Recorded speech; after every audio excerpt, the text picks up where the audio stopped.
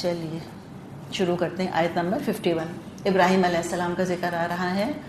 ہو نہیں سکتا کہ سورہ انبیاء ہو اور ابراہیم علیہ السلام کا ذکر نہ آئے. وَلَقَدْ آتَيْنَا إِبْرَاهِيمَ رُشْدَهُ مِنْ قَبْلُ وَكُنَّا بِهِ عَالِمِينَ. اس سے بھی پہلے ہم نے ابراہیم کو اس کی ہوش مندی بخشی تھی اور ہم اس کو خوب جانتے تھے. ظاہر ہے ابو الانبیاء ہیں یہ ابراہیم علیہ السلام. ان کے بارے میں اللہ فرما رہا ہے کہ ہم نے ابراہیم کو اس کی رشد دی تھی. الرشد بھی اللہ کہہ سکتا تھا. وَلَقَدْ آتَيْنَا إِبْرَاهِيمَ الرُّشْدَ, ہم نے ہدایت دی, بات صحیح تھی. رشد ہو دیکھیں یہ بہت امپورٹنٹ ہے. ایکچولی رشد جو ہے یہ غی کا اپوزٹ ہے. رشد ہے ہدایت, غی ہے گمراہی. تو اللہ نے فرمایا ابراہیم کو اس کی رشد دی تھی, یعنی ابراہیم کو ان کے منصب مرتبے کی شایع نشان اللہ نے ہدایت عطا کی تھی, ان کی صلاحیتوں ذمہ داریوں کے حساب سے دی تھی. آپ یوں سمجھیں کہ جتنی سفسٹیکیٹڈ مشین ہوتی ہے یا جتنا پاورفل انجن ہوتا ہے, اس کا چلانے, سنبھالنے, استعمال کرنے والا بھی اتنا ہی اسکلفل ہونا ضروری ہے, رائٹ؟ تو یہی بات ابراہیم علیہ السلام کی ہے کہ اتنی ان کے اندر صلاحیت تھی, اتنا ٹیلنٹ تھا ان کے اندر, اتنے انیوژول تھے, اتنا ان میں ایمان و تقویٰ تھا کہ اللہ نے اسی درجے کی ان کو رشد اور ہدایت دی. اور یہ بھی ہمیں پتہ چلے گا کہ جس کے اندر جتنی سمجھ بوجھ, جتنی صلاحیت ہوتی ہے, اس کو نکھارنے کے لیے اللہ تعالیٰ اتنے ہی کڑے امتحانات سے اس کو گزارتا ہے. اور پھر کامیاب ہونے والوں کے لیے, کامیاب ہونے والوں سے اللہ عظیم الشان کام لیتا ہے. تو چونکہ ابراہیم علیہ السلام کا لیول بہت اونچا تھا تو اللہ نے ان کو ہدایت بھی بہت اگلے لیول کی دی. تو یہ پتہ چلا ہمیں کہ رشد کے لیولز ہیں, رشد کے درجے ہیں. ایک رشد ہے جو مجھ کو اور آپ کو ملی ہوئی ہے, اس کا کوئی کمپیریزن نہیں ہے اس رشد سے جو کہ اللہ تعالیٰ نے ابراہیم علیہ السلام کو دی تھی. جیسے ایمیچرز ہوتے ہیں, ان کے پاس بنوکولرز وغیرہ ہوتی ہیں یا مائکروسکوپس, بچے بھی یوز کرتے ہیں نا, ان کے کٹس بھی آتی ہیں مائکروسکوپ کی, چھوٹی چھوٹی چیزیں وہ رکھ کے اس کے اندر دیکھتے ہیں.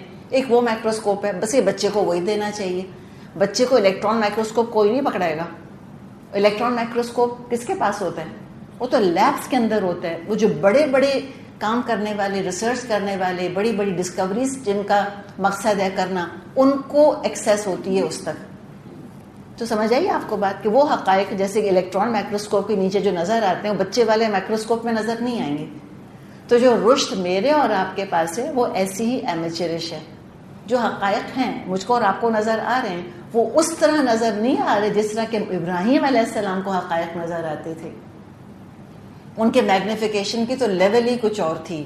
وہ کسی اور ہی اینگل سے, کسی اور ہی پاور سے دیکھا کرتے تھے. اور پتہ ہے میگنیفیکیشن کے بھی پاور ہوتے ہیں نا, پاور 1, پاور 2, پاور 3, پاور 4, کتنا اسٹرانگ میگنیفیکیشن ہو رہا ہے. تو ایسے حقائق ان کے سامنے کھلے تھے. اللہ نے رشدہ, اس کی رشد اس کو دی تھی. من قبل, اس سے پہلے, ان سب چیزوں سے پہلے. وَكُنَّا بِهِ عَالِمِينَ, یہ بھی دیکھیں بتا رہے اللہ جانتا تھا ابراہیم کیسے ہیں, کیا جینیس ہیں, کیا ذہانت ہے, کیا صلاحیت ہے, کیا تقویٰ ہے. تو دعا ضرور کرنی چاہیے ہمیں رشد کی.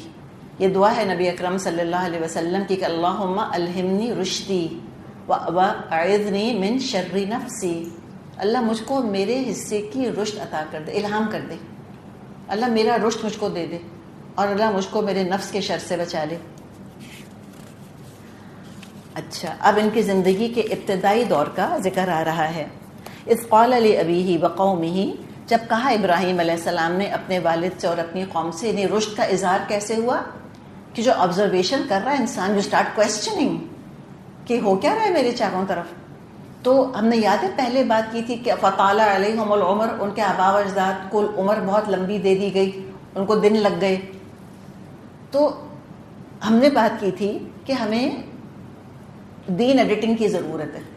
ہمیں دیکھنے کی ضرورت ہے کہ جو دین پاس آن کیا جا رہا ہے وہ صحیح, پرسٹین, پیور ہے یا نہیں ہے. ایڈیشن یا غلطیاں یا اس کے اندر خرابیاں تو نہیں آ گئی کہیں. تو ابراہیم علیہ السلام کی رشد نے ان کو کویسچن کروایا. انہوں نے کویسچن کیا, کیا ما هذه التماثيل التي انتم لها عاكفون, کہ یہ کیا مورتیاں ہیں جن کے آگے آپ لوگ ایسے بیٹھے رہتے ہیں, لا لگا کر بیٹھے رہتے ہیں. اب اللہ کا شکر ہے میں اور آپ جس معاشرے کے اندر ہیں, ہمارے تو آباء و اجداد بتوں کو تو نہیں پوجتے, لیکن جو ہندو سے مسلمان ہوتے ہیں ان کے ذہن میں سوال پیدا ہوا تھا نا. انہوں نے پوچھا کہ بھئی کس قسم کے بت ہیں جن کو کہ تم پوچھتے رہتے ہو, کیا طاقت ہے, کیا پاور ہے ان کے پاس. تو ہم بھی ضرور اپنے معاشرے میں جب دیکھیں کہ مذہب کے نام پہ کوئی چیز پیش کی جا رہی ہے تو کوشچن کریں, پوچھیں, اپنے آپ سے پوچھیں لوگ نماز کیوں پڑھتے ہیں, کوئی دلیل ہے نماز پڑھنے کی کہ فجر ظہر عصر کوئی نام ہے, کیا لوگوں نے خود ہی رکھ لی ہیں, کوئی دلیل ملتی ہے کہ نہیں ملتی ہم کو ان کی. تو پتہ چلے گا جی ہے دلیل. فجر کا نام آپ صلی اللہ علیہ وسلم نے بتایا, طریقہ آپ نے بتایا, گوڈ وی آر ہیپی. اب ہم دیکھتے ہیں کہ ہمارے ہاں 40واں اور تیجا ہوتا ہے, یہ نام ہے, کچھ چیزیں پڑھائی جاتی ہیں اس کے اندر, قرآن پڑھایا جاتا ہے. تو پھر آپ دیکھیں کیا یہ صحیح ہے, کیسے ہوتا تھا, کہاں سے شروع ہوا, آپ کو پتہ چل جائے گا. یہ مائیوں اور مہندیاں اور یہ پراونیاں اور جہیز اور یہ براتیں, کیا کوئی ان کا عربک ایکویولنٹ ہے؟ کیا ہم کو حدیث میں یہ الفاظ ملتے ہیں؟ کیا صحابہ نے کبھی استعمال کیے ہیں یہ الفاظ؟ اگر ملتے ہیں ویل اینڈ گڈ, ضرور کریں. نہیں ملتے تو چھوڑیں, سوچیں پھر کہ ہم کیوں کر رہے ہیں ساری چیزیں. ہمیں کرنا ہے نا, ہمیں پیوریفائی کرنا ہے دین. ایسے میں اور آپ ہاتھ پہ ہاتھ رکھ کے نہیں بیٹھ سکتے کہ اچھی بیٹی ہونے کا تقاضا یہ ہے کہ جو خاندان میں ہو رہا کرتے رہو, اچھی بہو ہونے کا تقاضا یہ ہے جو سسرال میں گمراہی تھی مکھی پر مکھی مارتے رہو. اچھی بہو ایسی نہیں ہوتی, اس لیے کہ وہ بہو, جیسے بزرگ کہتے تھے کہ بہو جو ہے وہ خاندان کی بنیاد ہوتی ہے. اگر بہو اوندھی سیدھی حرکتیں کرے گی آگے اس کے بچے بھی وہی کریں گے. آج میں اور آپ سویم منائیں گے, کل میرا بھی سویم بنے گا, تو سوچنے پہ اللہ کے یہاں کیا معاملہ ہوگا, پکڑے جائیں گے اللہ کے یہاں کہ تم منع کر کر کیوں نہیں آئے تھے لوگوں کو. تو انہوں نے سوال کیا, وی ہیو ٹو کوشچن. کہاں لکھا ہوا ہے خاندان کی انکویسچننگ اوبیڈینس کرنی ہے؟ لکھا ہے کہیں؟ کہیں نہیں لکھا. وہ صرف اور صرف ایک ہی انسٹیٹیوشن ہے, اللہ اور رسول. جو کہا کرو, سمینا و اطعنا, بس فل سٹاپ. وہاں تو سوال کر کر نہیں تھکتے ہم. جو چیز انکویسچننگ ہونی چاہیے اس پہ کبھی ہم رکتے نہیں سوال کرنے سے, ایسا کیوں, ایسا کیوں, ایسا کیوں. اور جو ہمارے ہاں یہ رسومات ہیں ان پہ ہم سوال کر نہیں سکتے, انکویسچننگ ان کو قبول کرتے ہیں. کبھی پوچھیں پیلا جوڑا کیا کرے گا, بتائیں. یہ جو ون وے ٹریفک کیوں چل رہا ہے تحفوں کا, کہ لڑکی والے ہی تحفے دیے جا رہے ہیں, دیے جا رہے ہیں, دیے جا رہے ہیں. یہ جو بچہ ہوا ہے کسی کی بیٹی کا, تو ماموں جو ہیں وہ پالنا کیوں دیں گے, ریزن بتائیں ذرا. میکے والے اسپتال کا بل کیوں ادا کریں گے, بچہ کس کا ہے بتائیں ذرا. کوشچن کریں نا ان چیزوں کو. لڑکی اپنے ابا کو قرضدار کر کے کیوں اتنا ڈھیر سامان لے کر میاں کے گھر جائے, میاں آخر کس مرض کی دوا ہے, وہ کیوں ہاتھ پہ ہاتھ رکھ کے بیٹھا ہوا ہے, وہ کیوں نہیں سامان لے کر آیا. کریں نا کوشچن. اتنا ڈرتے ہیں, اللہ سے نہیں ڈرتے اتنا جتنا ہم ان سوالوں سے ڈرتے ہیں. ہم کہتے بھی شادی بیٹی کی ہونے دو, پھر دیکھا جائے گا, فہم کے پرچے میں لکھ دیں گے. ایسے تھوڑی اسلام پھیلے گا, پھر وہ فہم کے پرچوں تک یہ محدود رہے گا جیسا کہ ہے. سوچیں, کوشچن کریں, کوئی حرج نہیں, مت ڈریں, بہادر بنیں تھوڑا سا. تو کیا ہوگا کہ پھر دودھ کا دودھ پانی کا پانی ہو جائے گا انشاءاللہ. تو انہوں نے بھی سوال ہی پوچھا, انیسنٹ کوشچن بٹ ناٹ سو انیسنٹ. ابراہیم علیہ السلام ہے نا اوبویسلی. تو کہا کہ بھئی اپنے باپ سے, قوم سے کہا یہ کیا مورتیاں ہیں جن کے آگے تم لوگ بیٹھے رہتے ہو. تو سمجھ بوجھ کی علامت, ایک ارلی سائن کہ اپنے نفس, اپنی خواہش سے اٹھ کر معاشرے پر تدبر کی نظر ڈالنا, آبزرو کرنا ہو کیا رہا ہے. اس عمر کے لوگوں کو تو اپنے سجنے سنورنے سے فرصت نہیں ہوتی. وہ کہتے ہیں بھئی اماں ابا جو کرتے ہیں کریں, ہمیں ہماری فیشن کرنے دیں اپنا, بس ہمیں کھانے پہ, ہمیں پیزا کھلا دیں, everything rest is fine. ہمیں ٹوائے دلا دیں, ہمیں گیجٹ دلا دیں اپنا, we are not questioning anything. کہاں نوجوانوں کے اندر یہ رشد ہوتی ہے, ہارڈلی لاکھوں میں سے کسی کے اندر. تو ان میں تو تھی, انہوں نے کوشچن کیا, جو چیز صحیح نہیں لگی پوچھا. عقل کی گروتھ مشاہدے سے, تجربے سے, سوالات سے ہوتی ہے. ابراہیم علیہ السلام اپنی فطرت سے کنیکٹڈ تھے.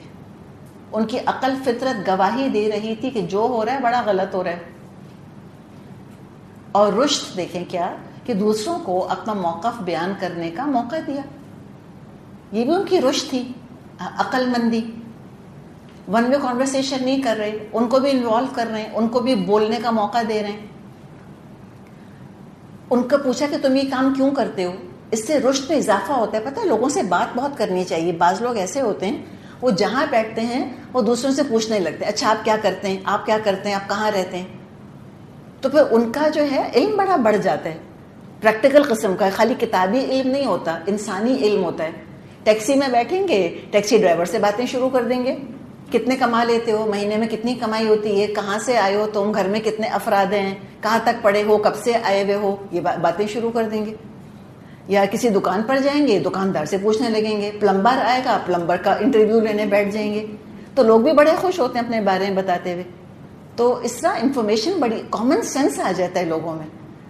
تو یہ کبھی کرنا چاہیے, کبھی اپنی کہیں آپ کا آنا جانا ہو, کبھی گفتگو کریں اس طرح سے, لیکن رشد کے ساتھ. ہر ٹیکسی ڈرائیور سے آپ نہ شروع ہو جائیے گا, پوچھنا کرنا کہاں رہتے ہو, کیا کتنا کماتے ہو, نمبر کیا ہے تمہارا.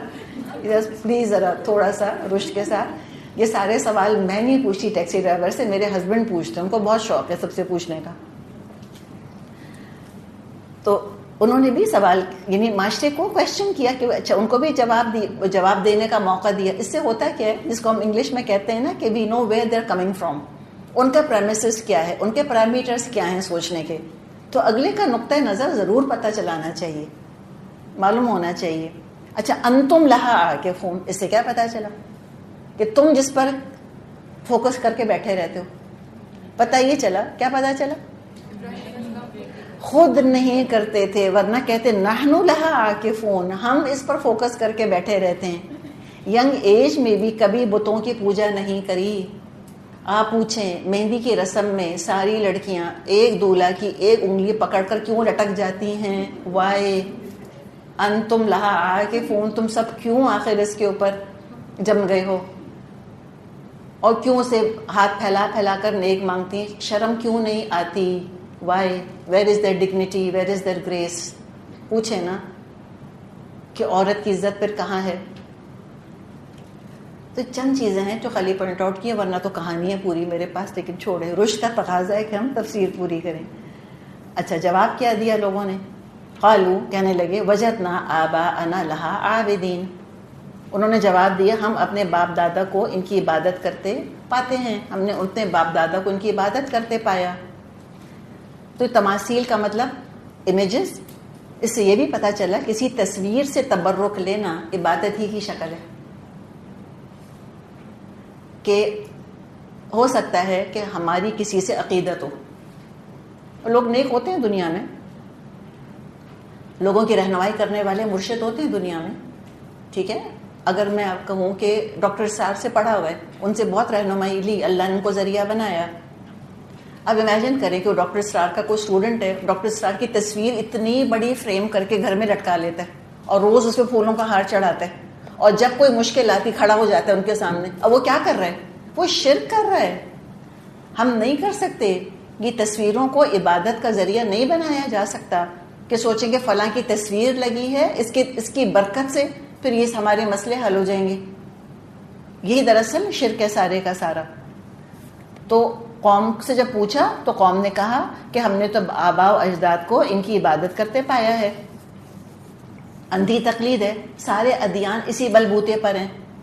باطل عقیدہ جو ہے وہ انالائز نہیں ہو سکتا, انالیسس کے آگے, لاجک کے آگے سارا شرک پورا ڈس انٹیگریٹ ہو جاتا ہے, سارا تحلیل ہو جاتا ہے. کسی ہندو سے پوچھ لیں کھڑا کر کے کہ یہ بتا دو کہ تم ان سارے کروڑوں معبودوں کی عبادت کیوں کرتے ہو, کوئی جواب نہیں ہوگا سوائے اس کے کہ وہ کہے کہ ہمارے باپ دادا یہی کرتے تھے.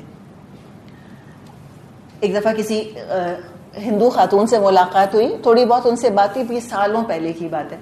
انہوں نے کہا کہ مجھے نہیں پتا میں سارا کچھ کیوں کرتے, but I will never leave my religion, میں کبھی اپنا دین نہیں چھوڑوں گی. کیوں؟ اس لیے کہ آباء و اجداد کرتے چلے آئے. تو یہی جواب دیا انہوں نے.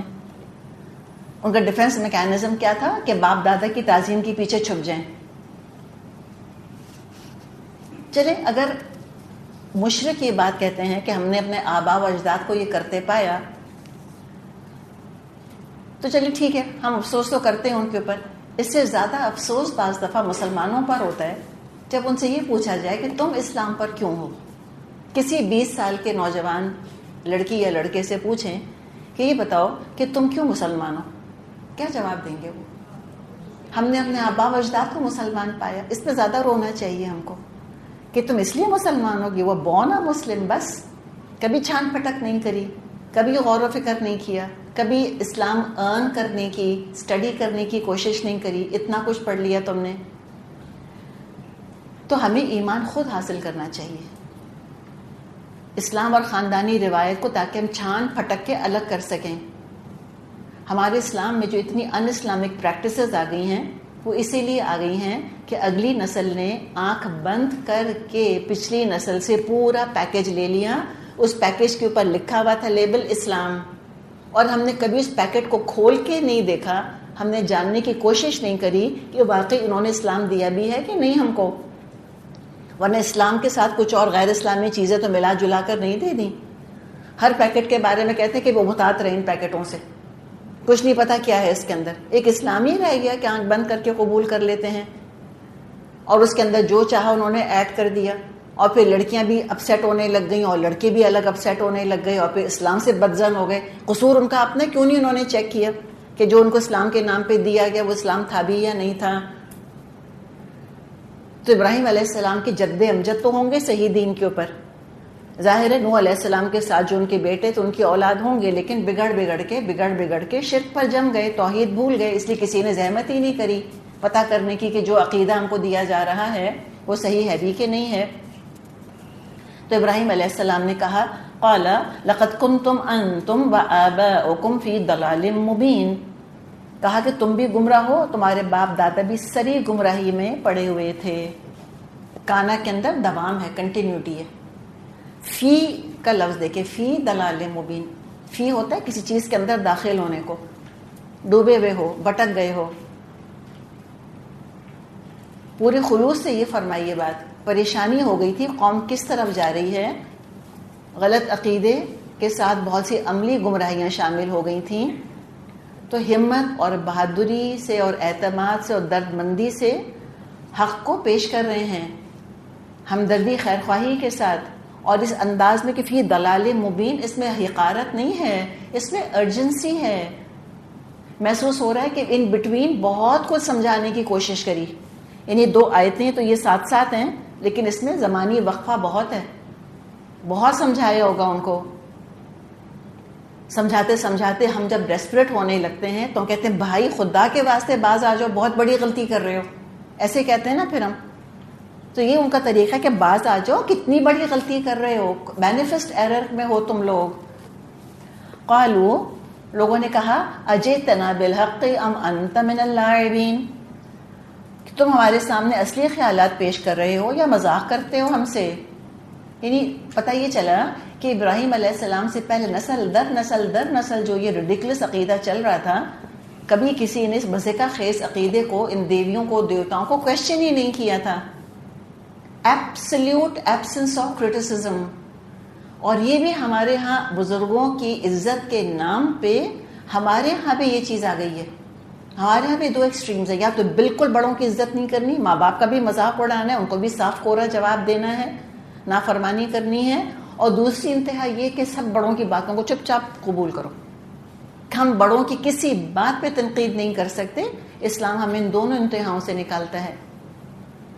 کسی نے کرٹیسائز اگر کیا ہوتا تو بات سمجھ آتی. اور یاد رکھیں کرٹیسائز کرنے والے کوئی ایک آدھی ہوتے ہیں. میرے ابو لطیفہ سناتے تھے کہ ایک جگہ شادی میں، آپ کو پتہ ہے پہلے تو شادی ہال میں وہ ہاتھ واتھ دھلنے کا انتظام ہوتا تھا نا، ٹاولز وغیرہ رکھے ہوتے تھے. تو ایک شخص نے کہا جا کر کہ اس تولیے کو دیکھ کر کہ تولیہ بہت میلا ہے، بہت گندا ہے. تو جو شخص وہاں بیٹھا تھا انتظام سنبھالے ہوئے وہ خفا ہو گیا. کہنے لگا کمال ہے، آپ سے پہلے 300 لوگ ہاتھ پہنچ سکے، کسی نے کوئی شکایت نہیں کری. تو یہ نہیں بتانا ابو کیا چاہتے تھے کہ تنقید کو سیریسلی لینا چاہیے. سب تنقید نہیں کریں گے، کوئی ایک کرے گا. پہلا ریئیکشن ہوتا ہے تنقید کے جواب میں ہمارا ڈیفنس. جیسے اس نے کہا نا کہ 300 لوگ پہلے ہاتھ پہنچ چکے، کسی نے تنقید نہیں کری. ہم کہتے کوئی نہیں کہہ رہا، اس کا مطلب ہے ہم ٹھیک ہیں. نہیں، کوئی ایک کہتا ہے کھانے میں نمک تیز ہو رہا ہے، پھر وہ شامت بلائے گا اپنی. اب کوئی کہے گا ہی نہیں تو مجھے بتائیں وہ چیز ٹھیک کیسے ہوگی. تو ایبسنس آف کرٹیسزم کو ٹھیک ہونے کی دلیل نہیں سمجھنا چاہیے. ابراہیم علیہ السلام نے ہو سکتا ہے کہ بت سازوں سے یہ بات کہی ہو کہ تم بالکل غلطی کے اوپر ہو جو بت بنا رہے تھے، پھر عوام کو سمجھایا ہو، لوگ حیران ہو گئے ان کے منہ سے یہ بات سن کر، سمجھے شاید مذاق کر رہے ہیں، ینگ ہیں اور بعض دفعہ یوتھ بغیر سوچے سمجھے بول دیتے ہیں. اور ایک اور آپ دیکھیں عجیب قوم ہے، دین کے بارے میں مذاق برداشت ہے ان کو کہ تم مذاق اڑا لو وہ تو ٹھیک ہے، لیکن you can make jokes about religion, ہاں سیریس مت ہونا. اب انت من اللاعبین، کیا تم حق لے کر آئے ہو کہ مذاق کر رہے ہو؟ تو کہا کہ مذاق ہے تو ٹھیک ہے، بس سیریسلی مت کہنا تم ایسی بات. دیکھ وہ تو بہت ہی سیریس تھے بھائی ابراہیم علیہ السلام. قال بولے بربکم، بلکہ جو رب ہے تمہارا، رب السماواتی والارض الذی، رب السماواتی والارض الذی فطرہن وانا علی ذلک من الشاہدین. تو انہوں نے کہا کہ بھائی میں مذاق نہیں کر رہا، پوری سنجیدگی سے کلمہ شہادت پڑھ کر توحید کا اعلان کر دیا اور قوم کو بھی دعوت دی کہ رب پر ایمان لاؤ. اب پھر آپ دیکھیں کوئی ٹائم پیریڈ گزرا، پھر دعوت دی، نہیں مانے، تو پھر فائنل اقدام، مسلح اقدام جس کو کہ ہم کہتے ہیں. تو ابراہیم علیہ السلام کے لیے ہم نے پڑھا تھا سورہ نحل میں، کانا امتن، پوری امت تھے ابراہیم علیہ السلام، پوری امت جو کام کرتی ہے وہ اکیلے ابراہیم علیہ السلام نے کیا تھا. انہوں نے سوچا، حق قبول کیا، اللہ نے نبوت ان کو دی، انہوں نے حق لوگوں کے آگے پیش کیا، حق کا اعلان کیا، اس کے بعد مقابلہ کیا، علمی جہاد کیا، سب کچھ کیا، سارے مراحل طے کر لیے. اب اللہ کی طرف سے وہی ان پر ہو گئی ہوگی کہ اب آپ کو مسلح اقدام کرنا ہے. فوج تو کوئی نہیں تھی ان کے پاس، فتح مکہ کی طرح وہ اپنے شہر کو فتح تو نہیں کر سکے تھے. وہ تو نبی اکرم صلی اللہ علیہ وسلم کی شان نرالی تھی کہ وہ 10,000 کا لشکر لے کر مکے میں داخل ہوئے تھے اور تب انہوں نے بت توڑے تھے. ابراہیم علیہ السلام کو تو اسٹرینتھ نہیں مہیا ہوئی تھی کوئی بھی، تو مسلح اقدام اکیلے نہیں کیا، تنہا نے. وہ کیا کیا انہوں نے؟ ان کو وارننگ دے دی، وَتَاللَّهِ، اور قسم اللہ کی، لَأَكِيدَنَّ أَصْنَامَكُمْ بَعْدَ أَن تُوَلُّوا مُدْبِرِينَ، میں تمہاری غیر موجودگی میں ضرور تمہارے بتوں کی خبر لوں گا. یعنی کہ سازش نہیں کری، چھپ چھپا کے کام نہیں کیا، علل اعلان سب کو بتا دیا تھا کہ this is what I intend to do, میں کروں گا یہ کام. تو قوم نہ مانی بات تو شرک کے خلاف اقدام بھی اٹھایا. اب کیا ہوا؟ پھر بیچ میں اللہ تعالیٰ نے ایک لمبی کہانی کو مختصر کر دیا، اور ہم پیچھے پڑ چکے ہیں کہ کوئی دن تھا، کوئی جگہ سب کو جانا تھا. تو ابراہیم علیہ السلام نے دیکھا، نظرتن الی النجوم وقال انی سقیم، ایک نظر اٹھائی، انہوں نے تاروں کو دیکھا، کہا میری طبیعت ٹھیک نہیں ہے. تو وہ کس چیز سے طبیعت؟ لوگ کہتے ہیں جھوٹ بولا، نہیں، طبیعت نہیں ٹھیک ہوگی ان کی. جیسے کہ ہم کہتے ہیں کہ ہم سک آف دس تھنگ، ہم سک کا لفظ ہی یوز کرتے ہیں نا، تو اگر ہم اس کو لٹرلی ٹرانسلیٹ کریں تو کہا ہوگا کہ آئی ایم سک آف یور شرک، جو تم شرک کر رہے ہو میں تنگ آ گیا ہوں اس سے. اور باقی بعض دفعہ انسان کی طبیعت میں نا مطلعات پیدا ہونے لگتی ہے، اور کیا پتہ واقعی بیمار ہوں. وہ ساری کہانی اللہ نے یہاں بیان نہیں کی. کیا کیا؟ اقدام بتایا ان کا کہ وہ گئے اس جگہ، اور وہ بھی ہم نے پیچھے پڑھا تھا کہ انہوں نے کہا تھا تم کھاتے کیوں نہیں؟ کھانا دیا تھا ان کو، بتوں کو، کہا تو الا تاکلون، تم کھاتے نہیں. تو خیر وہ سارے مراحل ہوئے. اب فائنلی کیا ہوا؟ فجعلہم جذاذا، ان سب کو ٹکڑے ٹکڑے کر دیا، الا کبیر لہم، صرف ایک بڑے کو چھوڑ دیا. یعنی جو ہتھوڑا تھا اس ہتھوڑے سے انہوں نے جن کو توڑا، یا کلہاڑی جو تھی ان کے پاس، سب کو توڑا، اور وہ جو آلہ واردات تھا وہ بڑے کے کندھے کے اوپر رکھ دیا. ایک بڑا سا کوئی ان کا بنا ہوا ہوگا بت،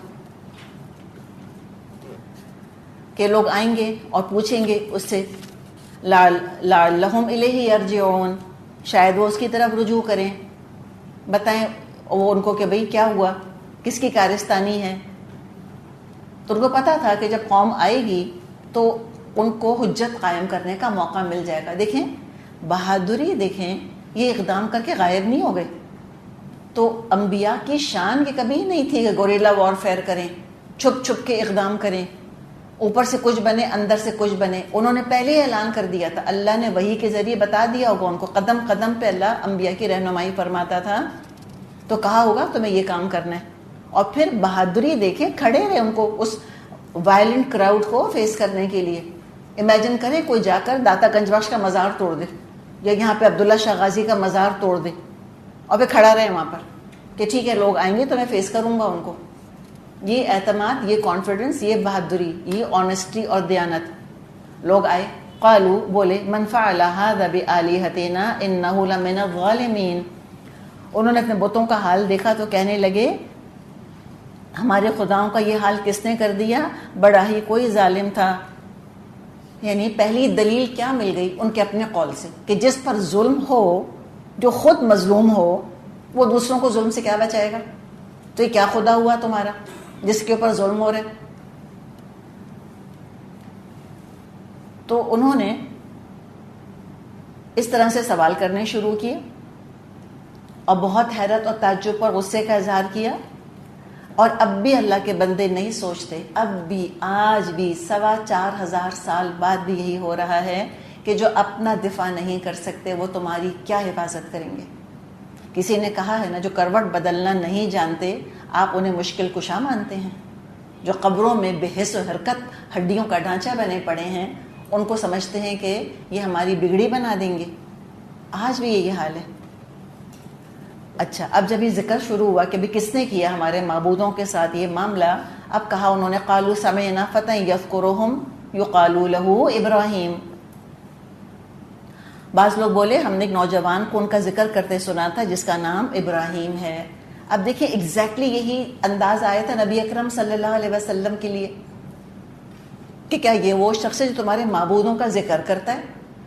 یہ نہیں کہا تھا تمہارے معبودوں کا برائی سے ذکر کرتا ہے. ایگزیکٹلی ابراہیم علیہ السلام کے لیے بھی یہی کہا تھا یذکرہم، وہ ہمارے معبودوں کا ذکر کرتا ہے. یہ نہیں کہا کہ برائی سے ذکر کرتا ہے اور کہتا ہے میں ان کو توڑ دوں گا اور خبر لوں گا میں ان کی. اتنا ڈرتے تھے اپنے بتوں سے. اور اس میں سملیرٹی بھی دیکھ رہے ہیں ہم ابراہیم علیہ السلام اور نبی اکرم صلی اللہ علیہ وسلم کی.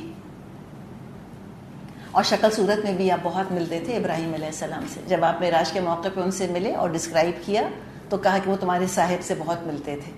وہی نسل تھی نا، وہی جینز تھیں جو آئی تھیں. ابراہیم علیہ السلام کی جینز آپ صلی اللہ علیہ وسلم میں آئی تھیں. اچھا، قالوا فاتوا به على اعین الناس لعلهم یشهدون. انہوں نے کہا تو پکڑ کر لاؤ اس کو سب کے سامنے تاکہ لوگ دیکھ لیں اس کی کیسی خبر لی جاتی ہے. یعنی فتن ایک ینگ لیڈ ہے، سب نے سن رکھا تھا ابراہیم علیہ السلام بتوں کے بارے میں کیا کہتے ہیں، تو پتہ چل گیا ہم کو، تبلیغ کا حق ادا کر دیا تھا.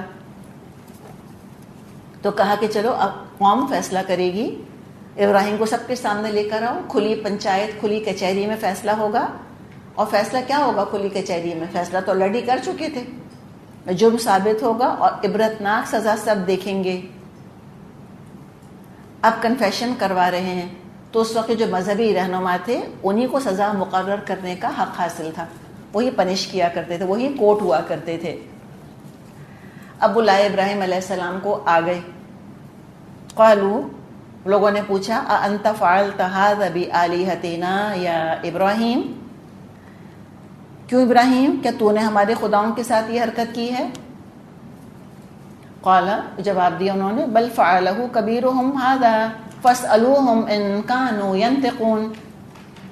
انہوں نے جواب دیا بلکہ یہ سب کچھ تو ان کے سردار نے کیا ہے، انہی سے پوچھ لو اگر یہ بولتے ہوں. سیکنڈ دلیل، جو بولتا نہیں وہ خدا نہیں ہو سکتا.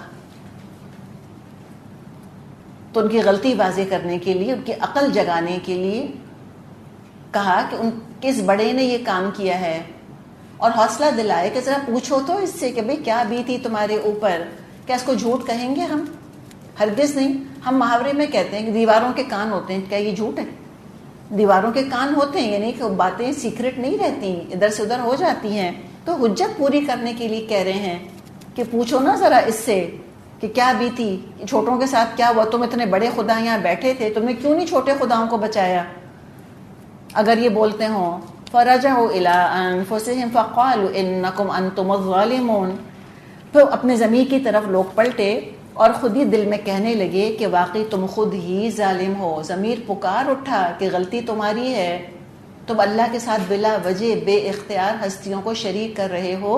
ہدایت کی روشنی جگمگائی، بہترین موقع تھا موسیٰ علیہ السلام کے جادوگروں کی طرح اللہ کے آگے سجدے میں گر کے ایمان کا اقرار کر لیتے. لیکن ثم نکسوا علی رؤوسہم، پھر اپنے سروں پر اوندھے کر دیے گئے، مت پلٹ گئی، ان کی مت ماری گئی. کہنے لگے لقد علمت ما هؤلاء ينطقون، کہنے لگے تو جانتا ہے نا کہ یہ بولتے نہیں. دیکھیں ہدایت کی روشنی، ہدایت کا دروازہ سب کی زندگی میں کھلتا ہے، لیکن گائیڈنس ڈیلیڈ از گائیڈنس ڈینائڈ. جب دیر کرتے ہیں ہدایت قبول کرنے میں، ہدایت چلی جاتی ہے. بہت معزز مہمان ہے وہ، بار بار نوک نہیں کرتی ہدایت، ہمیشہ نہیں کھڑی رہتی فقیر کی طرح، لپٹ نہیں جاتی جان کو. وہ معزز مہمان کی طرح آتی ہے. جس نے دل کا دروازہ کھول دیا داخل ہو جائے گی، جس نے بند کر دیا ہو سکتا ہے پھر لوٹ کے نہ آئے، اور اللہ تعالیٰ پھر تالا ہی ڈال دے دل کے اوپر. کھولنا چاہیں گے، کھولنا ہی نہیں چاہیں گے کبھی بھی. یہ ان کا معاملہ ہوا. قال، کہا ابراہیم علیہ السلام نے، افتعبدون من دون اللہ ما لا ينفعکم شیئا ولا یضرکم، تم اللہ کو چھوڑ کر ان کو پوچھتے ہو جو نہ تم کو نفع پہنچانے پر قادر ہے اور نہ نقصان، کچھ بھی نہیں کر سکتے تمہارے لیے، یہ پھر بھی تم ان کے پیچھے پڑے رہتے ہو. تو پاور اور سٹیٹس، پریسٹیج اور پیسے کا معاملہ تھا نا، تو لہٰذا وہ جم گئے اس کے اوپر، نہیں بات مانی ابراہیم علیہ السلام کی. جادوگروں کو دیکھیں معاملہ کیا تھا. جادوگر جو تھے وہ کمتر طبقے سے تعلق رکھتے تھے نا. جادوگر تو ظاہر ایسے کم طبقے کے ہوں گے، ان کے ساتھ وہ سارا بیگیج نہیں تھا جو ریلیجس ایرسٹوکریسی کے ساتھ ہوتا ہے. ان کو اپنی غلطی ماننا بہت رسوائی لگتی ہے. اگر وہ غلطی مان لیتے نا جو کہ واضح ہو گئی تھی ان کے اوپر، تو ان کو اپنی پوزیشن چھوڑنی پڑتی، عہدہ چھوڑنا پڑتا، دولت چھوڑنی پڑتی اور غلطی ماننی پڑتی، رسوائی ہوتی اس کے اندر. یہ ان کو منظور نہیں تھا. تو بیسکلی صرف تھا ایگو کا پرابلم اور دنیا کا معاملہ. کوئی لائلٹی نہیں تھی اپنے معبودوں کے ساتھ. ان کی بلا سے وہ ٹوٹیں تو ٹوٹیں. ان کے تو اپنے پیشے کے لینے کے دینے پڑ گئے تھے کہ لوگوں نے بتوں کو پوجنا شروع اگر چھوڑ دیا، لوگوں نے بتوں کو پوجنا چھوڑ دیا تو ہمارے پروفیشن کا کیا ہوگا، ہم تو بت بناتے ہیں. تو نہیں بات مانی. تو ابراہیم علیہ السلام نے کہا اف لکم، اف تم پر، وَلِمَ تَعْبُدُونَ مِن دُونِ اللَّهِ، اور جن جن کی تم عبادت کرتے ہو اللہ کے علاوہ، افلا تعقلون، عقل نہیں ہے تمہارے اندر. تو وہ تو انتقام لینے پر آ گئے. اب ہم یہ دیکھ سکتے ہیں کہ بتوں کا ٹوٹا پڑا ہونا، ان کی بے بسی، لوگوں کا ڈبل مائنڈڈ ہونا، ابراہیم علیہ السلام کا پر اثر بیان کتنا مؤثر، کتنا افیکٹو ہوا ہوگا کہ بالکل سب کچھ اسپیچ لیس کر دیا. اپنی عقل پر ماتم کر رہے تھے لیکن جاگنے پہ تیار نہیں تھے. شدید ریولجن کا اظہار کر دیا ابراہیم علیہ السلام نے کہ شیم آن یو. اب ان کے پاس ایک ہی راستہ تھا، وہ تھا ظلم. قالوا، بولے، حرقوہ وانصروا آلہتکم ان کنتم فاعلین، کہا جلا ڈالو اس کو، حمایت کرو اپنے خداؤں کی اگر تمہیں کچھ کرنا ہے. ظلم کا راستہ کھلا رہ گیا، حق کی آواز دبا نہیں سکے. تو جسٹس کا جو ونیر چڑھا تھا وہ بھی اتر گیا، اصلیت سامنے آ گئی. پہلے تو بڑا مقدمہ قائم کیا، بڑی گواہیاں قائم کریں، بہت کچھ اسٹیبلش کرنے کی کوشش کری، حالانکہ ارادہ جلانے کا ہی تھا. اور کہا کہ اپنے معبودوں کی ہم مدد کرتے ہیں. ادھر اللہ اپنے بندے کی مدد کر رہا تھا. قلنا، ہم نے کہا، یا نار، اے آگ، کونی بردا، ٹھنڈی ہو جا. کتنی ٹھنڈی؟ اتنی بھی نہیں کہ فریزنگ ہو جائے اور ابراہیم کو نقصان پہنچے اور سردی لگ جائے. وسلامہ، اور سلامتی، علی ابراہیم، ابراہیم کے اوپر. مسلم میں حدیث ہے، ابراہیم علیہ السلام نے اس موقع پر آگ میں کودتے ہوئے فرمایا تھا، حسبی اللہ و نعم الوکیل، اللہ کافی ہے میرے لیے، وہ بہترین کارساز ہے. ابراہیم کا رب ان کی مدد کو آ گیا، اور دین کا کام کرنے والے کی اللہ تعالیٰ حفاظت کرتا ہے جس کے لیے چاہتا ہے. مخلوق ہے نا آگ، اللہ نے حکم دیا وہ ٹھنڈی ہو گئی. وَأَرَادُوا بِهِ كَيْدًا فَجَعَلْنَاهُمُ الْأَخْسَرِينَ، وہ چاہتے تھے ابراہیم کے ساتھ برائی کریں لیکن ہم نے ان کو بری طرح ناکام کر دیا.